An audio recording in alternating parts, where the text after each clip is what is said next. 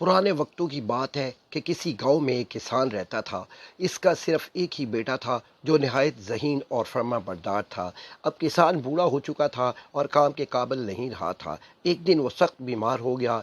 इसके बेटे ने इसका बहुत इलाज करवाया और इसकी तीमारदारी का खर्चा पूरा करने के लिए अपना खेत बेच दिया। लेकिन किसान की तबीयत ठीक होने के बजाय ख़राब होती चली गई और एक दिन इसका इंतकाल हो गया। किसान का बेटा अब दुनिया में अकेला रह गया। खेत तो पहले ही इसका नहीं था, सिर्फ एक घोड़ा था। अब वो क्या करे और कैसे कमाए, ये सवाल इसके लिए सुहाने रूह बना हुआ था। चुनाचे वो अपनी किस्मत आजमाने के लिए घोड़े पर सवार हुआ और सफ़र शुरू कर दिया। कई दिन की मुसाफत के बाद वो एक शहर के दरवाजे पर पहुंचा। वहां खड़े हुए सिपाही ने इसे रोककर पूछा, कौन हो तुम और शहर में क्यों आना चाहते हो? चल, किसान के बेटे ने जवाब दिया, मैं एक परदेसी हूँ और इस शहर में अपनी किस्मत आजमाना चाहता हूँ ताकि अपनी रोजी रोटी पैदा कर सकूं। सिपाही ने यह सुना तो बोला, अगर किस्मत आजमाना चाहते हो तो फिर एक सवाल का जवाब ढूंढ कर लाओ। इस शहर का हाकिम तुम्हें मुंह मांगा इनाम देगा। कौन सा सवाल? किसान के बेटे ने पूछा। हमारे शहर में एक आबशार है, पिछले एक साल से वो खुश्क है, लेकिन इसकी वजह किसी को समझ नहीं आती। अगर तुम इसका जवाब ढूंढ लाओ तो हाकिम तुम्हें इनाम इकराम से माला माल कर देगा। सिपाही ने किसान के बेटे को बताया। ठीक है, मैं ज़रूर पता लगाऊंगा, किसान के बेटे ने जवाब दिया और आगे की तरफ चल पड़ा। कुछ दिन बाद वो दूसरे शहर के दरवाजे पर जा पहुंचा। वहां खड़े सिपाही ने भी इससे आने की वजह पूछी तो इससे बताया कि वो अपनी किस्मत आजमाई करना चाहता है। अगर तुम एक सवाल का जवाब ढूंढ कर लाओ तो इस शहर का रईस तुम्हें बहुत सा सोना इनाम में देगा, जिससे तुम माला माल हो जाओगे। सिपाही ने कहा, कौन सा सवाल? किसान के बेटे ने पूछा। रईस के बाग में सेब का एक दरख्त है। इस पर मीठे और बड़े सेब लगते हैं, लेकिन कई सालों से इस पर सेब लगना खत्म हो गए हैं।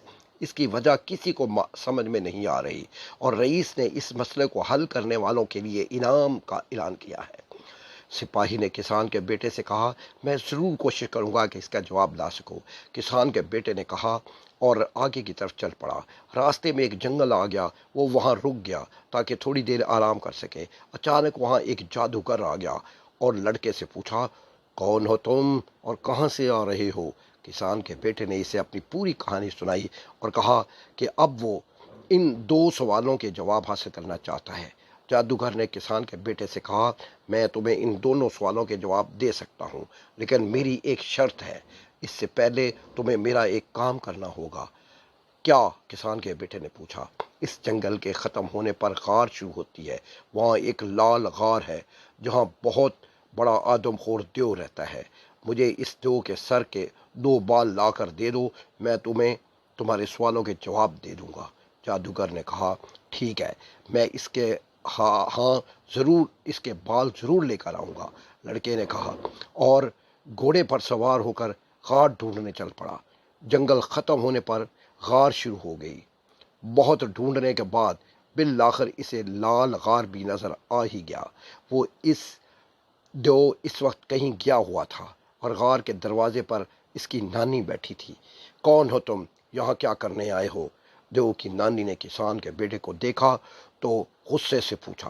किसान के बेटे ने अपनी पूरी कहानी सुनाई और कहा, मैं देव के दो बाल लेने आया हूँ। वो आदम खोर है, क्या तुम्हें नहीं मालूम? चलो खैर, तुम मुझे एक अच्छे लड़के लगते हो, इसलिए मैं तुम्हारी मदद करूंगी, देव की नानी ने कहा और एक मंत्र पढ़ा जिससे किसान का बेटा चींटी बन गया। कुछ ही देर बाद देव गार में वापस आया और एक लंबी सांस लेकर बोला, आदम बो, मुझे किसी इंसान के गोश्त की बू आ रही है। इसने पूरे गार में तलाश किया लेकिन कोई इंसान नजर नहीं आया। थक हार कर वो अपनी नानी की गोद में सर रख कर सो गया। जब वो गहरी नींद सो गया तो इसकी नानी ने इसके सर के दो बाल खींचकर तोड़ लिए। उई, मेरा बाल क्यों तोड़ा है नानी? तो ने पूछा। मैं सो रही थी, मुझे पता ही नहीं चला, देव की नानी बोली। देव दोबारा सो गया।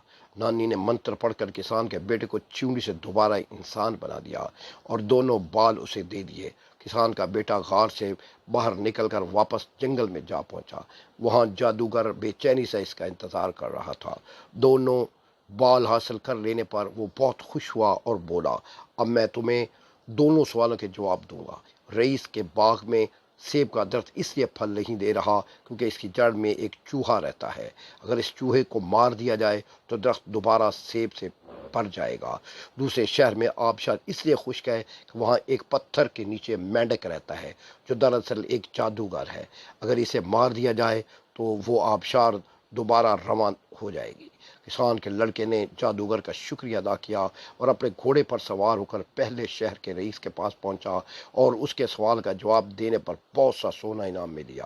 پھر دوسرے شہر کے حاکم کے پاس پہنچا اور اس کے سوال کا صحیح جواب دے کر بہت سا روپیہ حاصل کیا۔